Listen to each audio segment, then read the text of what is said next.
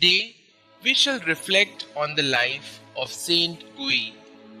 Saint Guy, called the Poor Man of Anderlecht, was born in the country near Brussels in Belgium, of poor but virtuous and consequently content parents.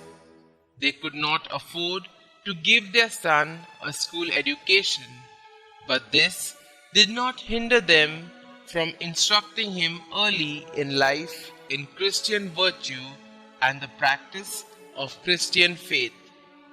They would often repeat to him the lesson which old Tobias gave his son: "We shall have many good things if we fear God."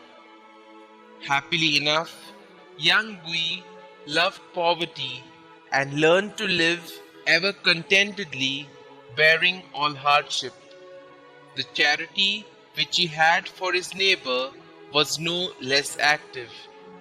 He divided his pittance with the poor and often fed them whilst he himself fasted. A wanderer in his youth, Guy arrived near Brussels, where he showed such devotion before the shrine of Our Lady that the priest there besought him to stay on and serve the church.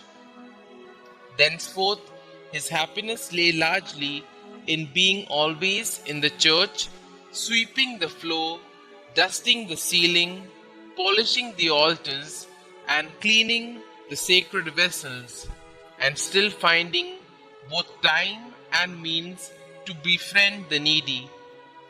His almsgiving became so famous that a merchant of Brussels came to Laeken and offered him a share in his business.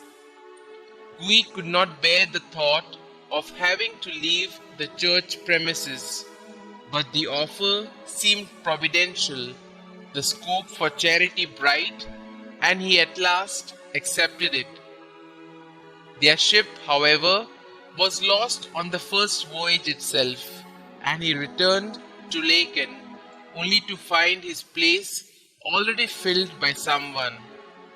The rest of his life was one long penance for his inconstancy.